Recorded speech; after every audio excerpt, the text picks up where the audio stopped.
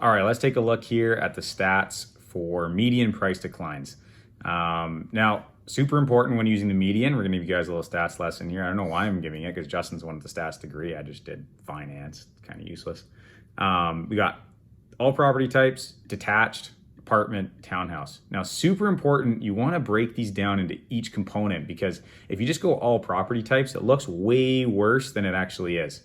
And that's because of the composition of the sales. You're going to get, in a hot market, you're going to get more rich people buying stuff, houses selling, bigger square footage, all that stuff, and it skews it upwards. And versus now, you're going to have more entry-level properties selling, and it skews it downwards. So you want to stay within the property type, and it gives you a more accurate representation of how much the price has actually gone down for each of those property types. Also, because each property type actually performs differently, very differently. It didn't used to be like that, my dad said, but now it is. So we use median because MLS HPI price, we like to call this like the Franken numbers. Like it's a bit of a joke. Like, I don't know what a real estate board's thinking, but it like lags by like months and it just doesn't show the real price declines. Like if you look at this, it says the prices are down for detached in the Fraser Valley, 177 to like 1594, like $180,000. Look at the median. It's $366,000. So if you're a buyer out there and you're looking like, from the peak, this neighbor's house sold for like 1,776, and like now I should offer 1.6. No, it's not true. You should actually be offering 1.4. That's a $200,000 difference. So don't use this. It's weird. It's a human manufactured stat, and even when the market was rising, it's slow on both ends. It didn't capture the increase either. And I'd be running the numbers on a property and I'd be like, it should be worth like 900, and then it would sell for like $1 million. And I'd be like, well, what happened to the stats? And it just completely lags by months and months and months. So it's useless.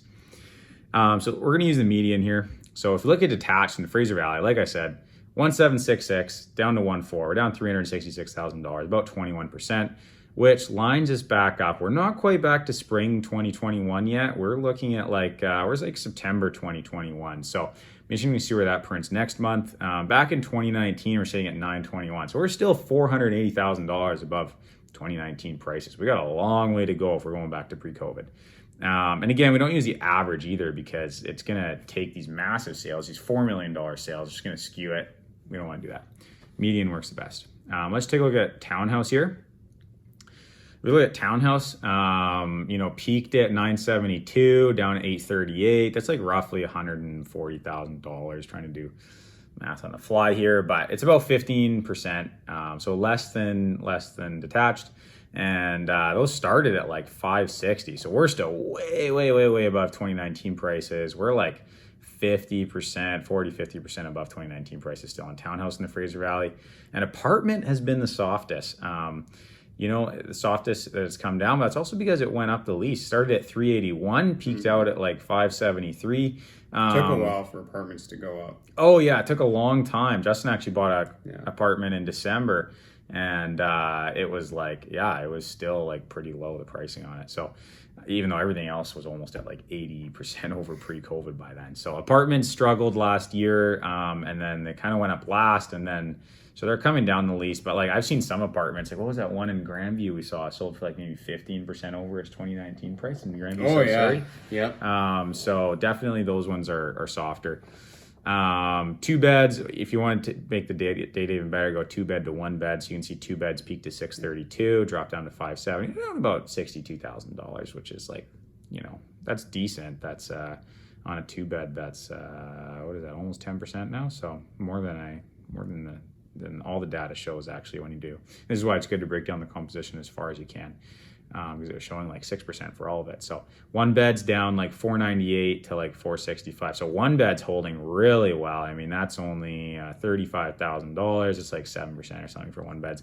Now let's take a look at the real estate board of Greater Vancouver. If you don't know yet, Fraser Valley is like over the bridge. So it's like Surrey, Langley, Abbotsford, Mission 2, and then Chilliwack separate. That's its own real estate board. And then real estate board Greater Vancouver is like Richmond, Burnaby, Coquitlam, Pitt Meadows, Maple Ridge, and then Whistler too. I think the Sunshine Coast as well. Bowen Island's there, and obviously North Van, West Van, Vancouver. So Fraser Valley went up way more than Real Estate Board of Greater Vancouver this last cycle. Real Estate Board of Greater Vancouver kind of had a cycle in like 2016, and now it kind of peaked in 2018. A lot of condos in downtown Vancouver selling for less than they sold for in 2018. So people actually lost money in the last 4 years in downtown Vancouver on a lot of condos. Yeah, really interesting. So here's median sale price, 1 beds in Real Estate Board of Greater Vancouver, 628 down to 595. So they're feeling it. They're down 5%. They're down like 35 grand. 2 beds. This data looks a little bit funky here. You can see there's obviously you'll get all of a sudden you get like a 2-bed penthouse in like the Fairmont that sells for 30 mil, and then that's like this month or something. It totally skews the data. So that the 2-bed data is a little bit funky, but if we look at it, it kind of peaked later, like April. It's saying 825 down to like 763. I don't know. I wouldn't, as data, I wouldn't go with the exact numbers. It's a little bit choppy, but. Is there any new construction in there? Or? Oh, good point. Let's using the well, I was gonna say we're using the median, so we shouldn't get those 30 mil ones in there. Oh, that's true. Yeah, stats guy, right? If we go resale, it helps a little bit, but still got a little bit of fluctuation there. But anyways, 2 beds down. They're down maybe like 40 grand, 5%, which lines up. Townhouse data for Real Estate Board of Greater Vancouver is tough. A lot of duplexes mixed in there, so it's not super smooth, but give us an idea anyways. That was 2 beds there. So yeah, 2019, we were kind of around like 749, 750 range, peaked at like 1.1. So yeah, it was up like $350,000. So up like almost 50%. Since then, it's come down pretty good. 130K we're off in the Real Estate Board of Greater Vancouver. So those are definitely coming down. If you look at houses, those were back at like 1.3. They went up to like 2,030,000. So they're up that's quite a bit actually, 65, 70%, 60%, something like that. 2,030,000 all the way down at 175 now. So down 280K off of 2,030,000. That's like, it's pushing 15% for houses. I'm going to show you guys. If we look at downtown here, I'm going to show you what I was talking about. These apartments. If you look at median sale price going back 5 years, that's pretty choppy there. But maybe if we go 2 bed, 1 bed, there we go. I can get some smoothing there. Maybe if we go price, that didn't help. No, price per square foot did not help.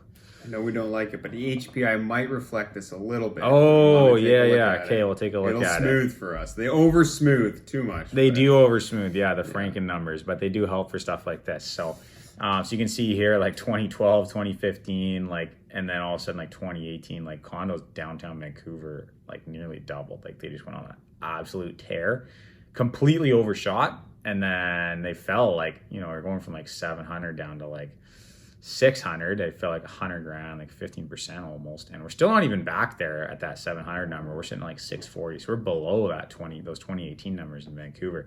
Now, by the way, rents in Vancouver are absolutely ripping now. They're like up 30% year over year, and you get like $3,700 for a 2-bed condo in Vancouver, $2,500 for a 1-bed. For the same price in Langley, you'd only get like $3,000 in rent. So rents are very strong, and the yield from rent in Vancouver is very strong right now. Oh yeah, let's check out that HPI. Justin, can't do resale, can't do 1 bed. It's got to be all bedrooms. There we go. So yeah, you can see, that shows it as well. That shows us a little bit closer to the peak there. But again, they're Franken numbers. You don't really know if we trust them or not. Okay, cool. Let's check out Chilliwack really quickly. Is there anything else we should be looking at, Justin? Chilliwack's the fun one. Oh man, Chilliwack's looking ugly. Okay, apartments in Chilliwack. That's a pretty strong peak. Let's zoom in a little bit here, maybe. Well, why don't we keep it out for fun? 370, we got 452 down to 370. That's $80,000 off of 452. It's like almost 20%. Not 20. Oh yeah, actually we're like, you're right. Actually, like 17%. That hurts. Big time. What if we break it down to 1 bed? Oh, okay. 2 beds holding up a little bit better, but that 1 bedroom number. I hope that bounces back a bit. Probably will. Those numbers are kind of all over the place. If we look at Townhouse, that's quite the blow off top. February peaked at 775. We're sitting down at 589 now, so 775, 675. Ooh, man, we're pushing 200. We're at like 185K, which is, wow, I think we're over 20% then down for townhouses and detached. Peaked at 111, 892. Yeah, down almost 20%. Man, I want to show you guys Mission. Yeah. Let's take a look at Mission. Mission detached. This is my favorite graph. I shouldn't say that. It's bad.